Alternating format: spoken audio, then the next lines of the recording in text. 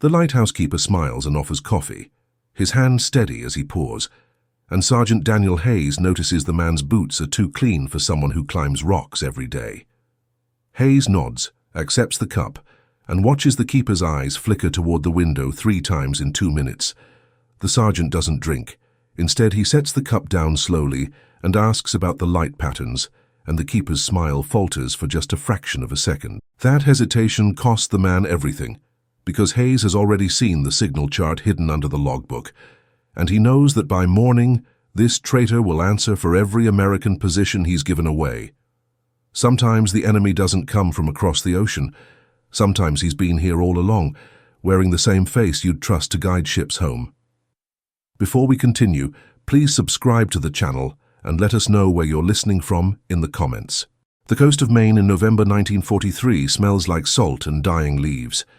Sergeant Daniel Hayes leads his squad along a muddy trail that hugs the cliffs, boots sinking into earth softened by 3 days of rain. The Atlantic crashes below, grey and endless, swallowing the afternoon light. 8 men move in a loose column, rifles slung, eyes scanning the tree line to their left and the rocky drop to their right. This is their 3rd patrol this week, and the routine has worn grooves into their movements. Private Raymond Lucas walks point, his Thompson submachine gun held low but ready. Behind him, Corporal Eddie Thompson checks the map, though they all know this route by now. The rest of the squad spreads out in pairs, maintaining intervals, boots squelching in rhythm. They are soldiers of the 93rd Infantry Division, assigned to coastal defense while their white counterparts ship out to Europe and the Pacific. Nobody says it, but they all feel it. Guarding empty beaches while the war burns elsewhere. Hayes stops and raises his fist. The column halts. He tilts his head, listening. The wind carries the sound of gulls and waves, nothing more. But something feels wrong.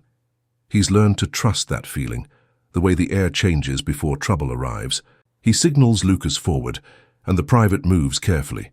Thompson raised now, scanning the rocks ahead. They round a bend, and the lighthouse appears. It stands on a promontory of black rock, white paint peeling from its cylindrical body, red trim faded to rust. The structure is old, built sometime in the last century, and according to their briefing, it's been automated for years. No keeper, no personnel. Just a light that turns on at dusk and off at dawn, powered by a diesel generator in the base. But smoke rises from the keeper's cottage beside the tower, thin and grey, barely visible against the overcast sky. Hayes signals the squad to spread out. They move off the trail, using the rocks and scraggly pines for cover. Thompson crouches beside Hayes, map forgotten, eyes locked on the cottage. Someone's home. The question is who and why. Hayes considers their options. They could observe from a distance, report back to base, let the officers decide. But standing orders are clear. Investigate any irregularities along the coast. German submarines have been spotted as far south as Florida, and saboteurs are a real concern, even if most of the scares have turned out to be fishermen or drunks. He signals Thompson and Lucas forward, leaving the rest of the squad in cover positions. The 3 men approach the lighthouse in a wide arc, using the terrain to stay out of sight from the cottage windows. The wind picks up, cold enough to sting their faces. Hayes smells the smoke now, wood burning, and something else. Coffee. They reach the base of the lighthouse tower. The door is locked, but through the small window, Hayes can see the spiral staircase inside, iron steps winding up into darkness. The light mechanism at the top is automated, he reminds himself. No reason for anyone to be inside. The cottage is another matter. It's a small structure, stone walls, slate roof, 2 windows facing the ocean and 1 facing the trail. Curtains are drawn on 2 of them. The third, the one facing the trail, is open, and Hayes can see movement inside. A shadow passes the window, too quick to identify. He signals Thompson and Lucas to hold position, then moves alone toward the cottage door. His rifle is in his hands now, safety off, finger resting alongside the trigger guard. He reaches the door and pauses, listening. Someone is inside, moving around, the scrape of a chair on wood, the clink of metal on ceramic. Ordinary sounds, but they don't belong here. Hayes knocks. 3 sharp raps. The movement inside stops. Silence stretches long enough that Hayes wonders if the person is reaching for a weapon. Then footsteps approach, slow and measured. The door opens. The man standing there is in his 60s, maybe older, with a weathered face and grey hair trimmed short. He wears a wool sweater, work pants and boots caked with dried mud. His eyes are pale blue, sharp, and they widen slightly when he sees Hayes in uniform.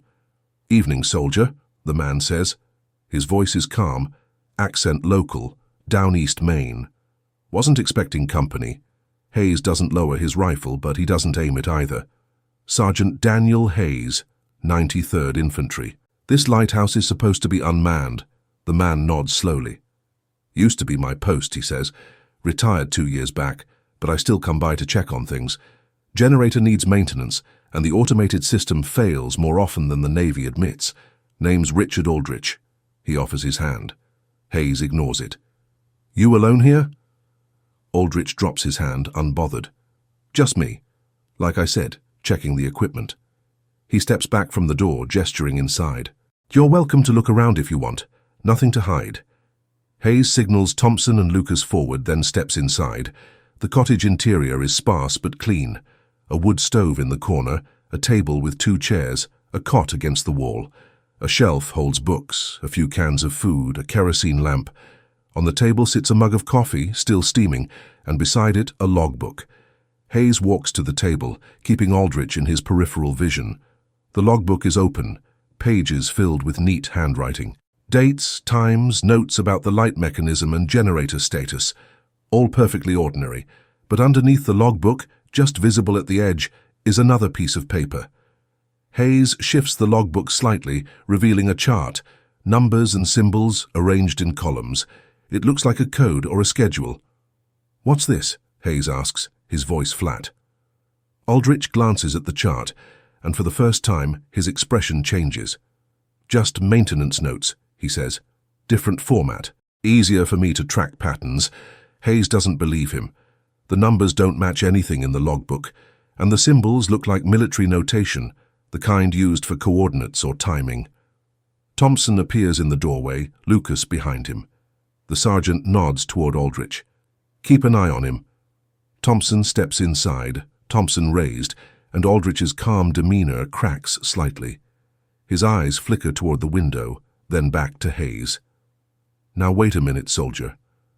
I'm cooperating here. No need for—" Hayes cuts him off. "How long have you been here today? Since noon. Came up on the ferry from town. Anyone else know you're here?" "The harbour master. I told him I was checking the light." Hayes studies the man. His story is plausible, but something is off. The boots. They're work boots, heavy and waterproof, but they're barely scuffed. A man who climbs rocks and maintains generators should have boots that look like they've seen labour. These look almost new. Hayes walks to the window and looks out. From here he can see the trail they came up, the rocks leading down to the water and beyond the forest. The trees are thick here, old growth pines and spruces that stretch for miles inland. And then he sees it. The lighthouse beam is off. It's still afternoon, but the clouds are thick enough that dusk is coming early. The light should be warming up by now, ready to activate at sunset. But it's dark. "Your light's not working," Hayes says. Aldrich steps toward the window, looking past Hayes. "Must be a relay issue," he says. "I was about to go up and check before you arrived." Hayes turns back to the man. "Then why were you drinking coffee?" Aldrich's jaw tightens. "Just taking a break." Hayes doesn't respond. He steps past Aldrich and opens the door, stepping outside. Lucas follows, and together they walk toward the lighthouse tower. The door is still locked. Hayes pulls out his bolt cutters from his pack and snaps the padlock. The door swings open with a creak. Inside, the air is stale and cold. Hayes climbs the iron staircase, boots ringing on metal, Lucas behind him. The stairs wind up through darkness, narrow and steep. At the top, they reach the light chamber. The room is circular, windows on all sides, and in the center stands the light mechanism. It's a massive Fresnel lens, glass panels arranged in concentric circles, designed to focus and magnify the beam. The diesel generator beside it is silent. Hayes checks the generator. The fuel tank is full. The ignition system looks intact. He pulls the starter cord. Nothing. He checks the spark plug. It's missing. Someone disabled this, Hayes says. Lucas moves to the windows, looking out. From here, the view is expansive. Ocean to the east, forest to the west, the trail winding south toward the base. And then Lucas stops. "Sergeant," he says quietly. Hayes joins him at the window. Lucas is pointing toward the forest. At first, Hayes sees nothing but trees. Then he notices the pattern. Branches broken in a line leading deeper into the woods. Not a natural pattern. Deliberate. "Someone's been moving through there," Lucas says. Hayes looks back at the light mechanism, then at the forest, then down at the cottage where Aldrich waits. The pieces are starting to fit, but the picture they form is ugly. A disabled light. A keeper who shouldn't be here. A trail leading into the woods. And a chart that looks like military notation. He pulls out his field glasses and scans the forest. The broken branches lead to a clearing about half a mile in. He can't see what's there from this angle, but he doesn't need to. Whatever Aldrich is hiding, it's in those woods. Hayes lowers the glasses and looks at Lucas. "Get the squad. We're moving into that forest. And bring Aldrich. He's coming with us." Lucas nods and heads down the stairs. Hayes takes one more look at the forest, then at the light mechanism. Someone wanted this lighthouse dark tonight. Someone wanted to hide what's out there in the woods. And that someone is about to learn that the 93rd Infantry doesn't miss details. The wind picks up, howling through the broken windows of the light chamber, and Hayes feels the weight of what's coming. They're about to walk into something, and he doesn't know what it is yet. But he knows one thing for certain. Aldrich is lying, and whatever he's protecting in those woods is worth disabling a lighthouse for. Hayes descends the stairs, boots echoing in the dark, and steps back into the grey afternoon light. The rest of the squad is gathered now, weapons ready, eyes on Aldrich. The old man stands between Thompson and another private, his face pale, hands clenched. "Sergeant," Thompson says, "we found something." He holds up a radio transmitter, small and compact, hidden under the cot in the cottage. Military issue, but not American. The markings are faint, but Hayes recognizes them. German. Aldrich closes his eyes, shoulders sagging. It's over for him, and he knows it. But for Hayes and his squad, it's just beginning. The forest swallows them whole. 8 men moving through pines that block what little daylight remains, boots silent on needles thick as carpet, breath misting in the cold. Hayes leads with his rifle up, every sense stretched tight. Behind him, Aldrich stumbles, hands bound with rope, Thompson pressed against his spine. The old man hasn't spoken since they found the radio, but his eyes dart left and right, watching the trees like he's expecting something. Lucas moves ahead as scout, disappearing into the shadows between trunks wider than a man's shoulders. The broken branches they spotted from the lighthouse form a path, subtle but clear once you know to look. Someone has been moving supplies through here, or people, or both. The branches snap back at chest height, deliberate cuts masked to look natural from a distance. Hayes raises his fist. The column stops. He listens. The wind moves through the upper branches, with a sound like rushing water, but underneath that nothing. No birds, no squirrels. The forest is too quiet, the way it gets when predators are near, or men. Thompson leans close, his voice barely a whisper. "How far you think?" Hayes checks his compass, then the angle of the broken branches. Half-mile, maybe less. He looks back at Aldrich. The old man's face is grey, sweat beading on his forehead despite the cold.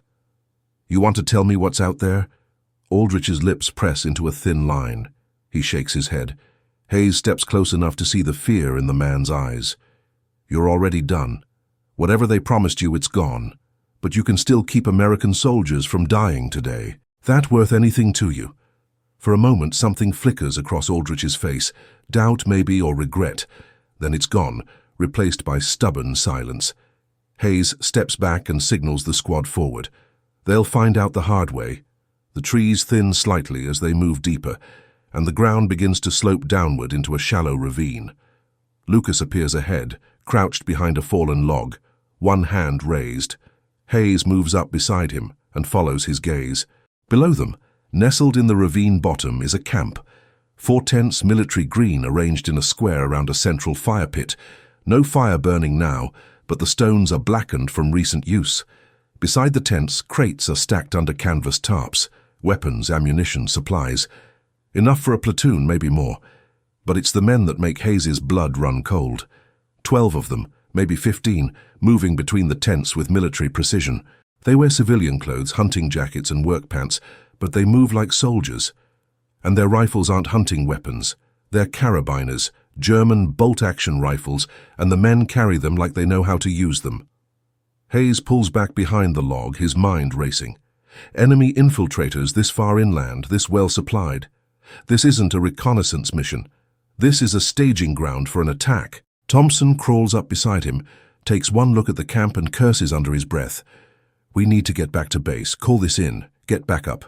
Hayes nods, but before he can give the order, one of the men below shouts something in German. The camp goes still. Then they start breaking down the tents, fast and efficient, packing everything with the speed of men who've done this before. They're moving out, Lucas whispers. Hayes watches through a gap in the logs. The men below are loading crates onto their backs, collapsing tents, erasing signs of their presence. In 10 minutes they'll be gone, scattered into the forest, and tracking them will be next to impossible. He looks at Thompson. How many rounds we carrying? Thompson checks his Thompson, then glances back at the squad. Enough for a fight, not enough for a war, maybe 200 rounds total, couple grenades. Hayes does the math. 8 men against 15. No element of surprise if they wait much longer. And if these infiltrators disappear into the woods, they could hit the base tonight from a position nobody knows about. But if his squad engages now, they're outnumbered and outgunned. He turns to Aldrich, still bound and kneeling behind the log. What's the signal? When were you supposed to light that beacon? Aldrich stares at him, silent. Hayes grabs the man's collar, pulling him close. Our base has 800 men. Pilots, mechanics, supply crews. If you're signaling an attack, those men die. You want that on your soul? Aldrich's resolve cracks. His voice comes out hoarse. Midnight. I was supposed to light it at midnight. Hayes checks his watch. 4 hours. What does the light tell them? It tells them your patrols have rotated, that the north perimeter is undermanned for 30 minutes during the shift change. The north perimeter, where the airfield is, where the planes sit in neat rows, unguarded except for a handful of sentries. Hayes feels fury rising in his chest, but he forces it down. Anger won't help. Tactics will. He turns to Thompson. Send Lucas back to base, fast as he can run. Tell them we've got enemy infiltrators, 15 strong, armed and mobile. We need reinforcements at the north perimeter, and we need them before midnight. Thompson signals Lucas, who nods and disappears into the trees, moving fast but quiet. Hayes turns back to the ravine. The infiltrators are almost packed, weapons slung, ready to move. He has minutes to decide. Private Terence Bishop crawls up beside Hayes, his rifle already aimed at the camp below. We taking them? Hayes weighs the options. If they open fire now, they might kill half before the enemy reacts, but the other half will scatter and some will make it through. If his squad holds position and shadows them, they can track where the infiltrators are going, maybe set an ambush closer to the base where help can arrive faster. But if they lose them in the dark, those men will hit the airfield at midnight, and Lucas might not make it back in time to warn anyone. Hayes makes the call. We engage. Aim for the men loading crates first. They're the officers. On my signal. The squad spreads out along the ridge, finding cover behind trees and rocks. Hayes counts 6 rifles, Thompson's submachine gun and 2 grenades. Not much, but enough if they're smart. He signals Bishop and another private to circle right, Thompson and 2 others to hold center. He'll take left with the last man, a quiet soldier named Franklin who never misses. Hayes raises his hand, fingers spread. The squad freezes, waiting. Below, one of the infiltrators shouts an order, and the men begin moving toward the north side of the ravine, heading deeper into the forest, toward the base. Hayes drops his hand. The forest erupts. 8 rifles fire as one, the sound deafening in the enclosed space of the ravine. 3 infiltrators drop immediately, caught in the open. The rest scatter, diving for cover, returning fire wildly. Bullets crack through the trees, bark exploding where rounds hit. Thompson's submachine gun roars, stitching a line across the camp. 2 more infiltrators fall, and the rest break for the far side of the ravine, firing as they retreat. Hayes tracks one man sprinting between tents and squeezes the trigger. The man goes down hard, but the infiltrators are disciplined. They don't panic. One of them throws a smoke grenade, and white fog billows across the ravine floor, obscuring Hayes's line of sight. Another grenade follows, this one fragmentary, and it detonates near Thompson's position. Thompson ducks behind a boulder, cursing, but he's unhurt. Bishop and his partner pour fire into the smoke, trying to keep the enemy pinned, but the infiltrators are using the cover to regroup. Hayes hears orders being shouted in German, calm and controlled, and he knows they're organizing a counterattack. He signals Franklin to shift left, trying to flank the smoke. Franklin moves low and fast, using the trees for cover. Hayes provides suppressing fire, emptying his magazine into the smoke, then reloading smoothly. The infiltrators return fire, but they're shooting blind, rounds zipping high and wide. Then Franklin's rifle barks twice, and Hayes hears a scream from inside the smoke. Franklin's found a target, but a moment later, fire erupts from a new position, and Franklin jerks backward, blood blooming on his shoulder. He drops behind a tree, gritting his teeth, clutching the wound. Hayes curses and signals Thompson to cover Franklin. Thompson shifts position, firing controlled bursts into the smoke, and Hayes sprints forward, sliding down the slope into the ravine. It's a risk, but he needs to see what they're dealing with. He hits the bottom and rolls into cover behind a crate. The smoke is thinning, blown by the wind, and through the gaps he sees the infiltrators retreating in pairs, covering each other professionally. 7 left standing, maybe 8. The rest are down or wounded. One of the infiltrators sees Hayes and swings his rifle around. Hayes fires first. 3 rounds center mass and the man collapses. But another appears from behind a tent, and Hayes barely has time to duck before bullets chew into the crate beside him. Thompson answers, the burst loud and close, and the second infiltrator falls.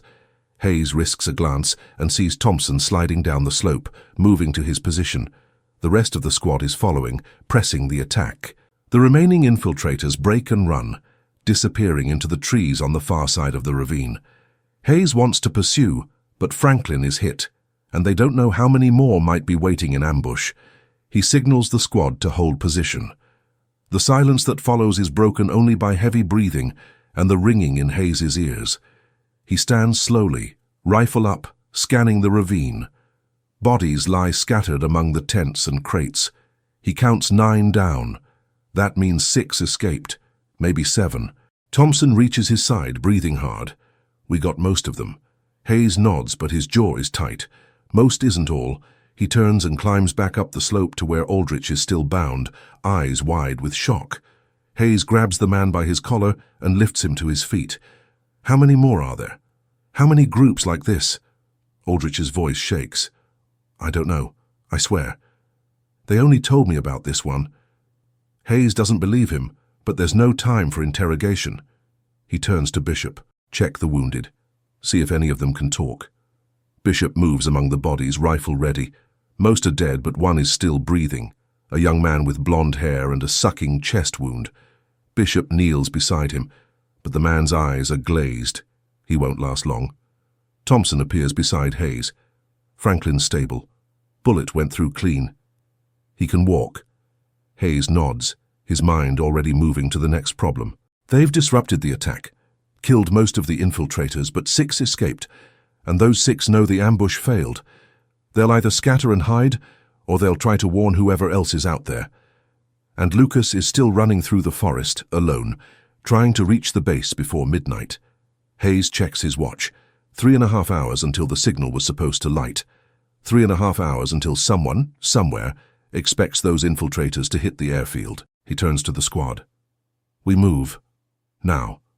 Grab what intel you can from the camp, then we head back to the lighthouse. If those runners reach another cell, they'll try to use Aldrich's signal anyway. The squad moves quickly, searching the camp. They find maps marked with patrol routes, schedules written in German, and a radio set more powerful than the one they found in the cottage. Thompson stuffs papers into his pack while Bishop collects dog tags from the bodies. Hayes stands at the edge of the ravine, looking north toward where the base sits in the darkness. Somewhere out there, Lucas is running. Somewhere out there, 6 enemy soldiers are deciding what to do next, and in the lighthouse behind them, the beacon sits dark and waiting. Hayes turns to his squad. Let's move. Double time. We're not done yet. They climb out of the ravine and head back through the forest, moving faster now, the path lit by fading daylight. Aldrich stumbles between them, breathing hard, no longer the calm man who offered coffee. Franklin leans on Bishop, blood soaking through the bandage on his shoulder, but his eyes are clear and focused. As they reach the edge of the forest and the lighthouse comes into view, Hayes sees something that makes his blood run cold. Smoke rising from the cottage chimney, thicker than before, and the lighthouse door, which he'd left open, is closed again. Someone's here. Someone came back while they were in the forest. Hayes signals the squad to spread out and approach carefully. They move through the rocks, using cover, weapons up. The lighthouse stands silent against the darkening sky, its beacon still dark. But as Hayes reaches the cottage window and looks inside, he sees the truth. The table is covered with papers now, maps and schedules spread out. And sitting in the chair, calm as death, is a man in a civilian coat, a pistol resting on the table beside him. He's been waiting for them. And behind him, Hayes can see the lighthouse door is open again, and firelight flickers from inside the tower. Someone's trying to light the beacon early, and Hayes has run out of time. Hayes holds his fist up, freezing the squad in place. Through the cottage window, the man at the table hasn't moved. His pistol sits within easy reach, and his eyes are fixed on the door like he's expecting someone to walk through it any second. The firelight from the lighthouse tower flickers against the glass, casting moving shadows across his face. Thompson crawls up beside Hayes, his submachine gun angled toward the window. That's not one of the runners from the ravine. Hayes studies the man's profile. He's older, maybe 50, with grey streaks in his dark hair and the weathered hands of someone who works outdoors. But his posture is military, back straight, shoulders squared. This isn't some fisherman recruited by money or ideology. This is a professional. Behind them, Bishop whispers, "Sarge, if someone's in that tower lighting the beacon, we got maybe minutes before it's visible for miles." Hayes knows. The lighthouse beam can be seen from 20 miles out on a clear night. Any ship, any patrol boat, anyone watching the coast will see it. And more importantly, whoever's waiting for that signal will know their people are in position. He glances at his watch. 7:30. 2.5 hours until midnight, but if they light that beacon now, the infiltrators who escaped might advance early. Catch the base off guard before Lucas even gets there. He signals the squad to split. Thompson and Bishop will circle to the lighthouse tower entrance. The rest will cover the cottage. Hayes will go in first. No grenades, not with papers and intel inside that they need, just speed and surprise. Hayes counts down on his fingers. 3, 2, 1. He kicks the cottage door open and rushes in, rifle up. The man at the table moves fast, grabbing for his pistol, but Hayes is faster. He closes the distance in 3 strides and slams the rifle butt into the man's wrist. The pistol skitters across the floor. The man grunts but doesn't cry out, which tells Hayes everything. Trained to take pain. 2 more soldiers pour in behind Hayes, weapons trained on the man. Hayes grabs him by the collar and slams him against the wall. "Who's in the tower?" The man's eyes are cold, calculating. He doesn't answer. Hayes hits him once, hard in the gut. The man doubles over, gasping, but when he straightens, he's smiling. "You're too late," he says in accented English. "The light will shine." Outside, Hayes hears Thompson shouting, followed by a burst of gunfire.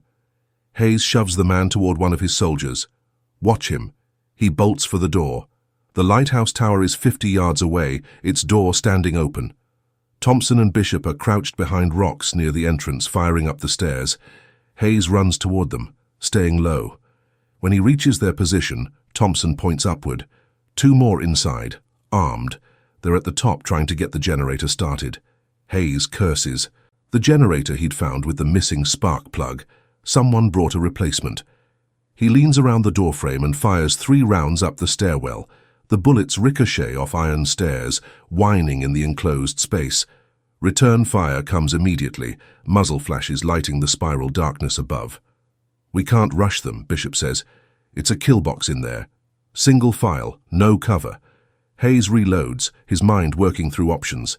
If they wait, the men upstairs get the generator running. If they storm the stairs, At least one of his men dies in the attempt.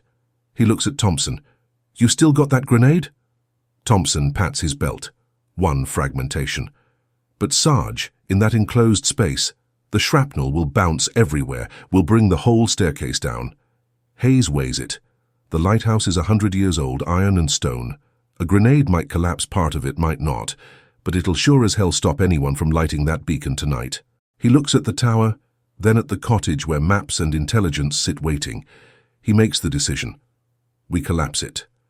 Better no lighthouse than a lighthouse in enemy hands. Thompson pulls the grenade, checks the pin. Hayes signals Bishop to cover, then nods to Thompson. "Do it." Thompson pulls the pin, counts 2 seconds, and tosses the grenade up the stairwell in a high arc. The 3 men duck behind the rocks, covering their ears. The explosion is massive, amplified by the iron staircase and stone walls. The blast wave blows out the lighthouse door and shatters 2 of the tower windows. Dust and smoke pour from the opening, and for a moment, the whole structure seems to lean. Then it settles with a groan of stressed metal. Hayes waits for the dust to clear, then moves to the doorway, rifle up. The staircase is mangled, iron steps twisted and broken. 20 feet up, there's a gap where the grenade detonated. Above that, Hayes can hear coughing and the scrape of boots on metal. At least one man survived, but he's trapped up there with no way down. Hayes calls up the stairs. "You're done. Climb down slow or die up there." Silence. Then a voice, younger than Hayes expected, shouts back in German. Hayes doesn't speak the language, but the tone is clear enough. Defiance.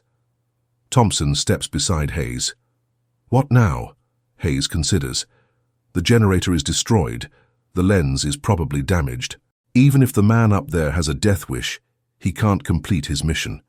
The lighthouse is finished as a signal point, but letting an enemy combatant stay alive means risk. Before Hayes can answer, a shot rings out from above. The bullet sparks off the stone near Hayes's head, and he jerks back. The man up there isn't surrendering. Thompson raises his Thompson, but Hayes stops him. "Wait. Let him waste his ammunition. He's not going anywhere." They pull back to cover and wait. Hayes counts 8 more shots over the next 2 minutes, each one wild, fired blind down the stairwell. Then silence. Either the man is out of ammunition or saving his last rounds. Hayes turns to Bishop. "Get back to the cottage. Make sure our prisoner is secure and start collecting those documents. Everything on that table, anything that looks like a map or a schedule. We need to know how big this operation is." Bishop nods and jogs back toward the cottage. Hayes and Thompson hold position at the lighthouse, watching the doorway. Minutes pass.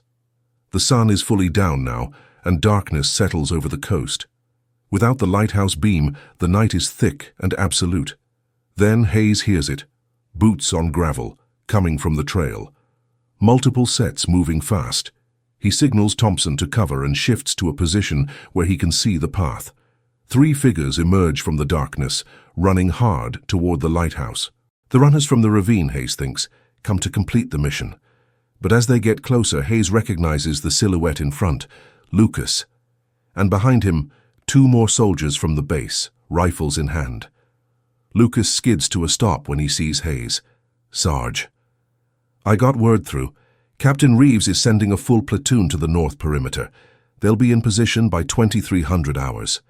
Hayes exhales, relief flooding through him. "How far behind are they?" Lucas glances back down the trail. 30 minutes, maybe less. I ran ahead when I saw the explosion. Hayes grips Lucas's shoulder. "Good work." He turns to the 2 soldiers with him. "Names and unit?" The first soldier, a corporal with a square jaw, snaps to attention. "Corporal Sam Mitchell, 93rd. This is Private Dennis Cole. Captain sent us ahead to reinforce your position and secure the site." Hayes nods. "Mitchell, Cole, cover that trail. Anything moves that's not friendly, you stop it. We got enemy combatants still loose in the area." The 2 soldiers spread out, finding firing positions among the rocks. Hayes turns back to the lighthouse. The man trapped up there is a problem for later. Right now he needs to know what they're dealing with. He returns to the cottage with Thompson and Lucas. Inside, Bishop has the prisoner seated on the floor, hands bound behind his back. The table is covered with documents, and Aldrich sits in the corner looking pale and defeated. Hayes spreads out the maps. They're military grade, marked with positions and times. He recognizes the coast, the base, the patrol routes. Someone has been watching them for weeks, maybe months, documenting every movement. Thompson leans over the maps. This is detailed, real detailed. They knew exactly when and where we'd be vulnerable. Hayes finds a schedule, handwritten in German. He can't read the words, but the numbers are clear. Dates, times, coordinates. And at the bottom, a single word in English. Condor. Lucas looks at it. What's Condor? The prisoner speaks for the first time, his voice rough. You'll find out soon enough. Hayes crosses to him and crouches down. You're going to tell me what Condor means. And you're going to tell me how many more cells are out there. The prisoner smiles, blood on his teeth from where Hayes hit him earlier. You think this is the only group? You think stopping us here changes anything? Hayes grabs the man's shirt. How many? The prisoner's smile widens. Enough. All along the coast. Waiting for the signal. Your lighthouse was just one piece. Hayes feels cold settle into his gut. Multiple cells coordinated, waiting for signals up and down the coastline. This isn't a raid. This is an invasion. He stands and turns to Thompson. Get on that radio from the ravine. See if you can reach base directly. Tell them we've got intelligence suggesting multiple infiltration points along the coast. They need to alert every installation within 100 miles. Thompson nods and heads for the door. Hayes looks back at the prisoner. Where are the other signal points? The prisoner shakes his head. I don't know. We were compartmented. Each cell only knows its own target. Hayes doesn't believe him, but torture won't get answers faster than what's coming. He turns to Aldrich instead. You know more than you're saying. They didn't just recruit you for one lighthouse. Where else? Aldrich's face crumbles. He's a broken man now, all his certainty gone. There were others. 3, maybe 4. I don't know exactly. They told me Portland, Rockland, maybe Bar Harbor. Places where the Navy has stations. Hayes pulls out a larger map and has Aldrich mark the locations. 4 points along the main coast, each one a place where a signal could coordinate an attack. If the infiltrators hit all 4 targets at once, they could cripple coastal defenses long enough for something bigger to come through. Submarines, maybe, or a supply run for more cells inland. Lucas appears at Hayes's shoulder. Sarge, if they're hitting multiple targets tonight, we can't stop them all. Hayes knows. His squad is 8 men, 1 wounded, 1 exhausted from running 10 miles. Even with Mitchell and Cole, they're 10 against an unknown number of enemy combatants spread across 100 miles of coastline. But they don't have to stop them all. They just have to stop the ones here. He turns to the squad. The base is sending reinforcements. When they arrive, half will stay here to secure the site and the prisoners. The rest come with us. We're going to the next signal point on this list. He taps Rockland on the map. 40 miles north. If we move fast, we can get there before midnight. Bishop looks at him. Sarge, we've been in 1 firefight already tonight. We're low on ammunition. Franklin's hit, and we don't know what's waiting at Rockland. Hayes meets his eyes. I know, but if we don't go, nobody will. The base is focused on defending the perimeter. They're not thinking about signal points up the coast. That's on us. The room falls silent. These men have already done more than their duty tonight. They fought, bled, and stopped an attack on their base.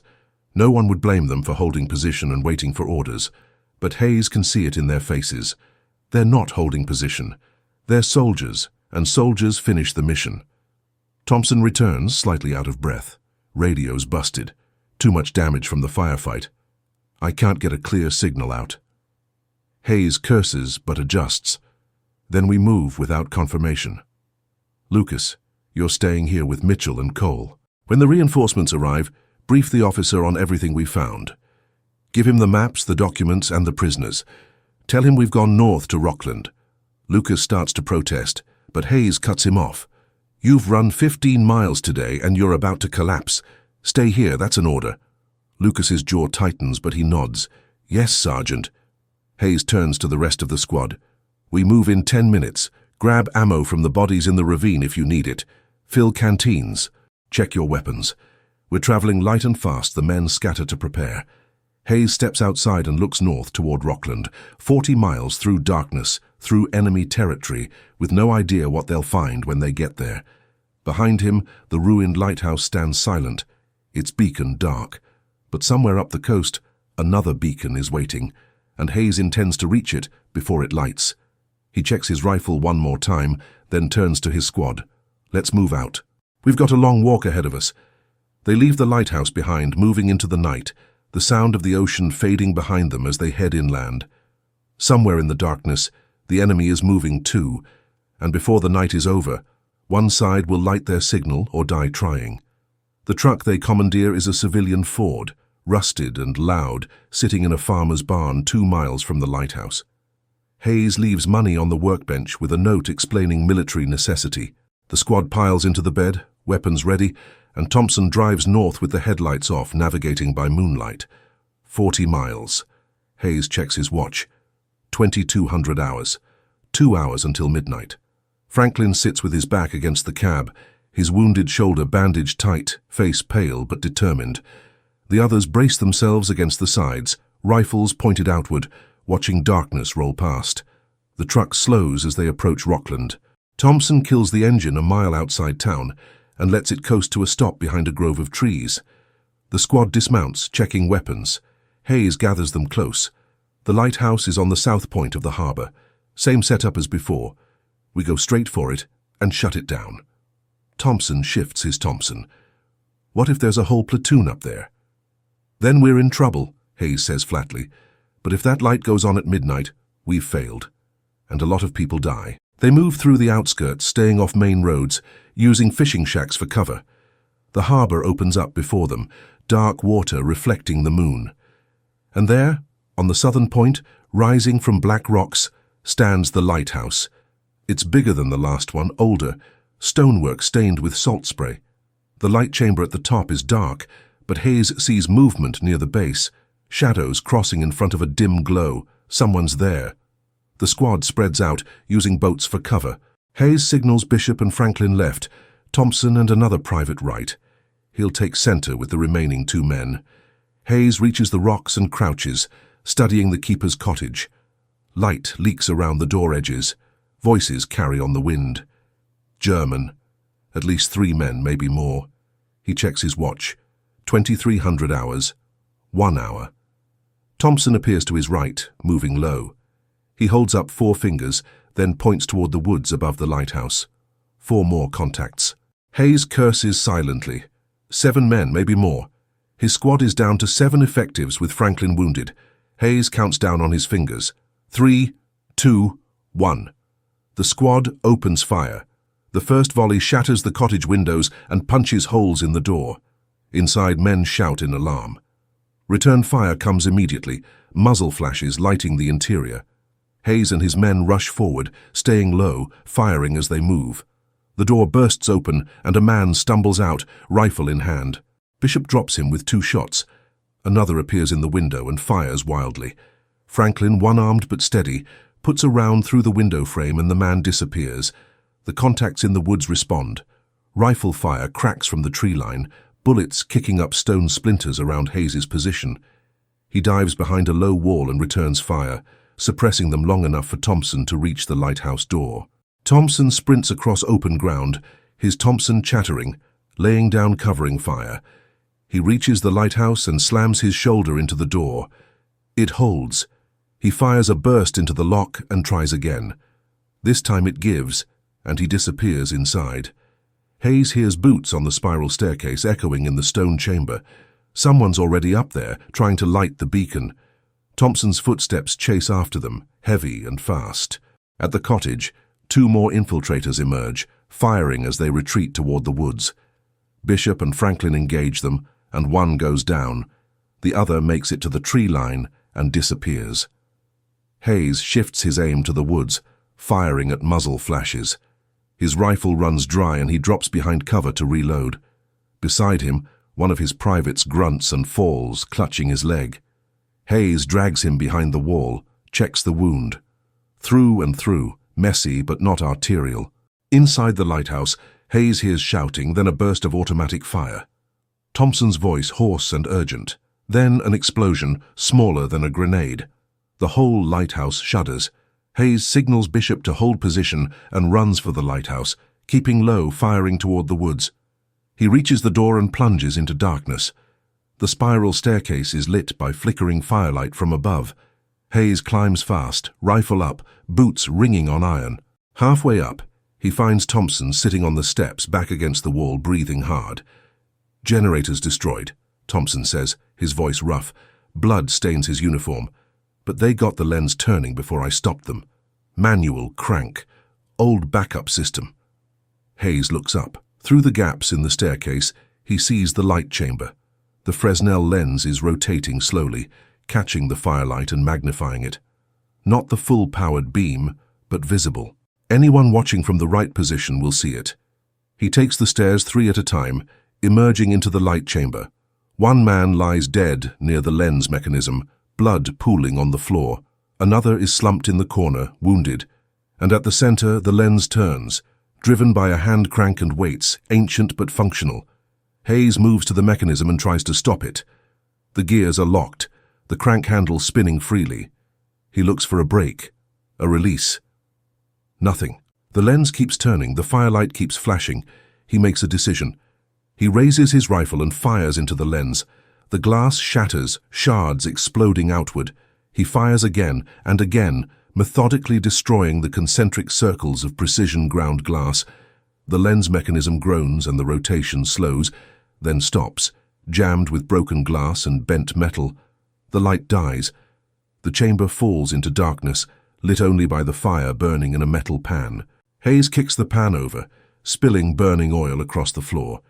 It spreads and catches on wooden frames and old ropes. Within seconds, smoke fills the chamber. Hayes drags the wounded infiltrator toward the stairs, then goes back for Thompson. Together, they descend, coughing, eyes streaming. At the bottom, they stagger out into the cold night air. The firefight at the cottage has ended. Hayes counts his men. Bishop, Franklin, the 2 privates. All alive, though one is being bandaged. The infiltrators are dead or fled into the woods. Hayes checks his watch. 23:50, 10 minutes until midnight. He looks at the lighthouse. Smoke pours from the top, and through the windows he sees flames spreading inside. The beacon will never light again. Thompson sits on the rocks, pressing a hand to his side. Hayes kneels beside him and checks the wound. A bullet through the ribs, bleeding steadily. Hayes applies pressure. "Did we stop it?" Thompson asks, his voice weak. Hayes doesn't know. The lens was turning for maybe 5 minutes before he destroyed it. Was that enough? Did someone see the signal? Bishop approaches. "We got 2 prisoners alive. One's talking. Says the signal was for infiltrators positioned inland, near the rail depot. They were supposed to move when they saw the light." Hayes looks out at the darkness. The signal went out, partial and broken, but it went out. Somewhere, enemy soldiers might be moving, or they might be waiting, confused by the incomplete signal, unsure whether to advance. He stands and looks at his squad. Thompson is down, serious. 1 private is wounded. Franklin has 1 good arm. They're exhausted, running on empty. But the mission isn't finished. Hayes addresses the squad. "Thompson, you stay here with the wounded. Bishop, Franklin, you're with me. We're heading to that depot, 3 miles inland." Bishop's jaw tightens, but he nods. They take the truck driving fast, headlights on. The depot appears ahead, a cluster of warehouses and rail lines lit by floodlights. Guards patrol the perimeter, but something's wrong.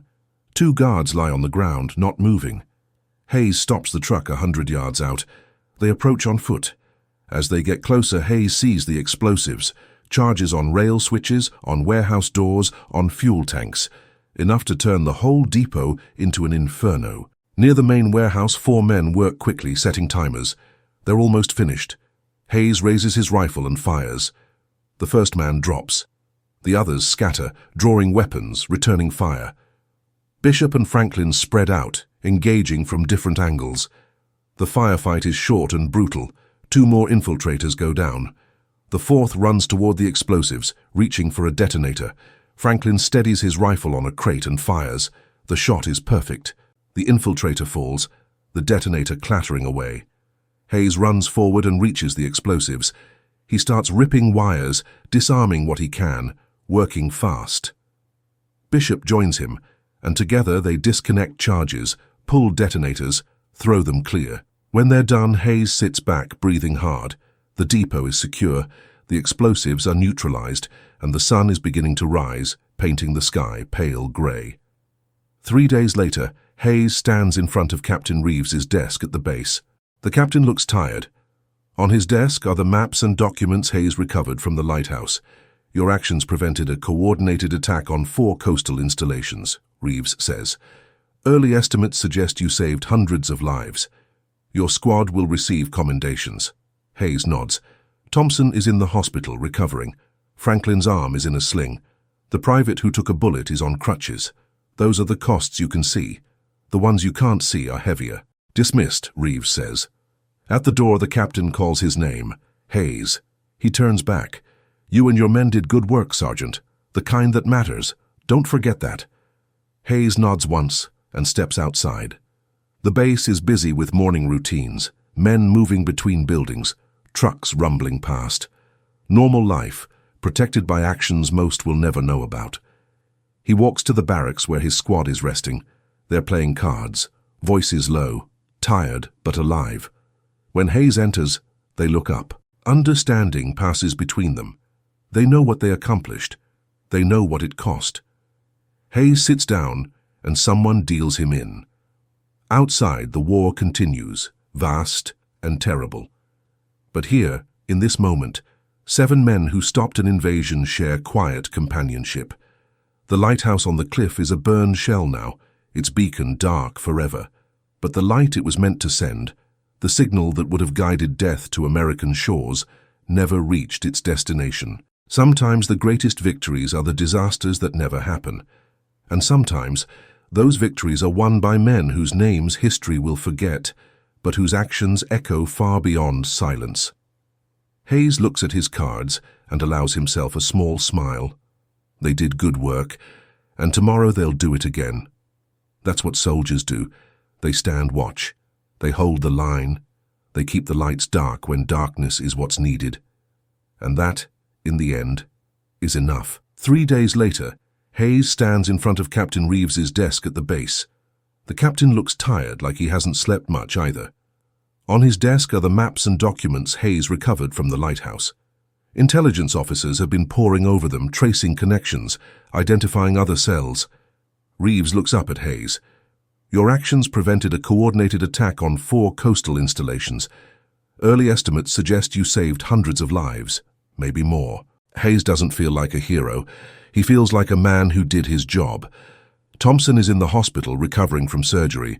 Franklin's arm is in a sling. The private who took a bullet to the leg is on crutches. Those are the costs, the ones you can see. The costs you can't see are heavier. The captain continues. The Navy's increased patrols along the coast. FBI's rounding up suspected collaborators. We believe we've disrupted their network significantly. He pauses. Your squad will receive commendations. Not that it'll make the papers.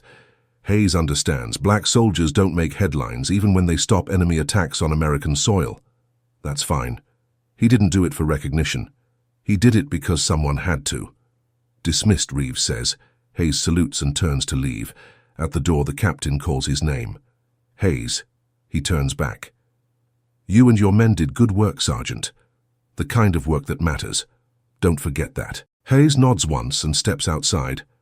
The base is busy with morning routines, men moving between buildings, trucks rumbling past, flags snapping in the wind. Normal life, protected by actions most of these people will never know about. He walks to the barracks where his squad is resting. They're playing cards, their voices low, tired but alive. When Hayes enters, they look up. No one says anything, but understanding passes between them. They know what they accomplished. They know what it cost. Hayes sits down and someone deals him in. The cards are worn, the table scarred. Outside, the war continues, vast and terrible, across oceans and continents. But here, in this moment, 7 men who stopped an invasion share quiet companionship. The lighthouse on the cliff is a burned shell now, its beacon dark forever. But the light it was meant to send, the signal that would have guided death to American shores, never reached its destination. Sometimes the greatest victories are the disasters that never happen, the attacks that never come, the lights that never shine. And sometimes Those victories are won by men whose names history will forget, but whose actions echo far beyond the silence of official records. Hayes looks at his cards and allows himself a small smile. They did good work, and tomorrow they'll do it again. That's what soldiers do. They stand watch. They hold the line. They keep the lights dark when darkness is what's needed, and that in the end is enough.